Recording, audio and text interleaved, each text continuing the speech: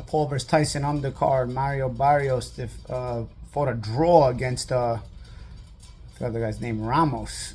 Dude, that was pretty wild and epic fight. Both undercard fights, as far as the co-main event and the one before it, but the Barrios Ramos fight and the Serrano versus Taylor fight. Awesome fights. So then both were real barn burners. Those made up for what was probably a really lacking main event. Mario Barrios is an exciting fighter. He always gives fun fights. He's a bit too beatable for me to, consider, a guy that is going to be a threat to Duarte or really a guy that's going to put some respect in the welterweight division like it's had it. Aside from Duarte, the welterweight division is a little bit lacking. Maybe Stanionis is also kind of a fun fighter, but there are champions like Norman and Barrios in the welterweight division who don't really convince me. And Barrios' performance tonight against a guy with 6 losses and, a gung-ho, pretty good fighter, but not a guy who should be giving you that kind of a problem in a welterweight title fight. I don't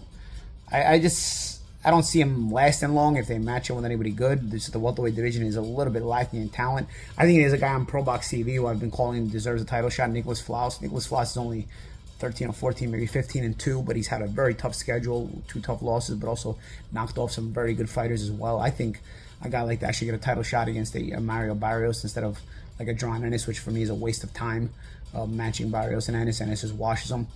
Barrios is 5'10". There's been tall guys who fight well on the inside, like Sebastian Fundora, in the old days, Diego Corrales. So it's not like because he's tall, he shouldn't be at close range, but he fights on the outside. He's a more of an outside mid-range boxer anyway, so it's not like he's one of those tall fighters who fights inside. His technique isn't good enough to fight inside. But when you fight on the inside, your technique has to be more flawless because you can be hit with more punches on the outside. If you're athletic enough, you can get away with more technical mistakes. So he doesn't fight on the inside because he's not that flawless. Or when he does fight on the inside, it's because he's been dragged into it. And then on the outside, this guy's 5'10". He falls in every time he jabs. I've never seen such a front foot heavy guy who's 5'10", at a world-class level at least. You see them at a worse level, but not at a world-class level. This guy's lacking in a lot of ways. Tough fighter, gives good fights, but I think anybody halfway decent knocks him off. PBC used him as an opponent for Gervonta Davis and Keith Thurman. He had a good win against the Cuban guy. I forgot his name now. The guy who had beaten Pacquiao and lost to Spence, Ugas. But I don't know, man. Very unconvincing. Has never really convinced me. Pretty good fighter, exciting fighter, but I'd like to see him with a Nicholas Flaus. If you guys look up Nicholas Flaus, if you guys are familiar with what's on Pro Box TV, Nicholas Flaus has won 2-3 fights on Pro Box TV. Been very, very impressive. I think Flaus actually beats Barrios pretty easily from what I've seen from both of them.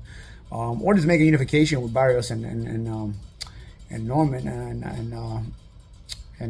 Norman and just make them knock each other off. Because again, the welterweight division needs some help, needs some infused fresh blood, good blood, And this is probably going to leave because there's no action really there for him. Plus, he has trouble making weight. So, I don't know. Good fight, entertaining fight. These undercard fights probably saved the show because Tyson and Jake Paul wasn't that good of a fight.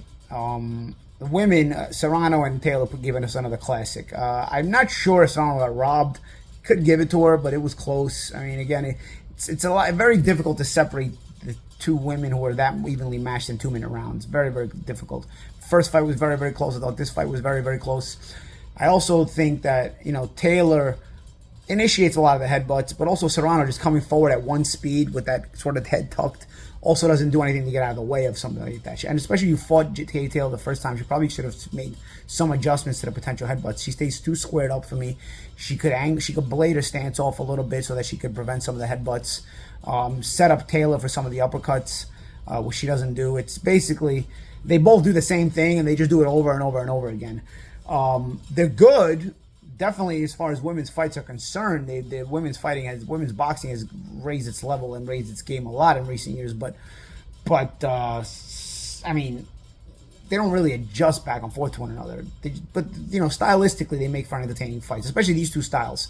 They make for a really good fight. Actually, even though Taylor won two close decisions, I wouldn't mind seeing them again fight a third fight. They got paid well tonight. They're certainly pioneers for women's boxing. A third fight wouldn't be the worst thing in the world, even if Taylor has won the first two. You're splitting hairs as far as trying to separate these two as far as who's better than the other. I know Taylor's won 2 close decisions, but honestly, a little bit here, a little bit there, and it goes the other way both times, you know. So certainly entertaining fights. Both fights were very entertaining, even if from a technical standpoint, there's a lot to be analyzed there between both fights. I also wouldn't mind seeing Barrios give Ramos a rematch. I think Ramos has earned that as well. I know I brought up Nicholas Flaus, but you know, if Ramos doesn't get a rematch with Barrios, maybe Ramos can fight Nicholas Flaus. But either way, I think Barrios and Ramos should probably be the first order of action. Should be Barrios should be forced to give Ramos a rematch, but we'll see how it goes, man. That was the undercard. I thought the undercard was some good fights, man, and that can sort of save the show. I'm Paulie Malignaggi. This is Paulie TV.